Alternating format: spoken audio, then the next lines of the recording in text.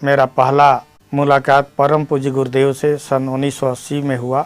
सितंबर का माह था, जिसमें उनसे प्राण दीक्षा 29 सितंबर 1980 को लेने का अवसर मिला। मैं एक बार मानसिक रूप से मन बना लिया था कि मुगलसराय के पार्सल ऑफिस में यदि कुछ तनख्वाह के अलावे पार्सल की नाजायज़ पैसे की कमाई मिलने लगे तो मेरी आर्थिक स्थिति सुदृढ़ हो सकती है। लेकिन मेरा पैरवी तो गुरुदेव ही है।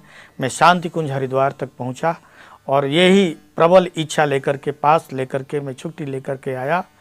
और ऊपर में हमारे साथ बनारस के भी कुछ परिजन टिके हुए थे। वहाँ जो वार्ता चल रही थी, लगभग 60 लोगों के बीच में परम पूज्य गुरुदेव सबसे उनकी बात सुन रहे थे, व्यथा जान रहे थे, उनका उपाय निकाल रहे थे। एक बूढ़े व्यक्ति परम पूज्य गुरुदेव से जो ही पैर छू करके रोकते हुए बताया कि मेरे लड़के की नौकरी लगा दे गुरुदेव, मैं बहुत ही दुखी हूँ। रोने लगे। गुरुदेव ने वादा किया कि तेरे बेटे की शानदार नौकरी लगेगी, ऐसा नौकरी कि पार्सल बाबू की तरह नहीं कि 5,000 का वेतन लेगा और 7,000 घूस कमाएगा। मैं तुरंत ही अपने समाधान को पाने के बाद मन में इच्छा रखा कि क्यों ना गुरुदेव अब हमसे बात न करें, क्योंकि अब तो मेरा बात पूरा हो गया।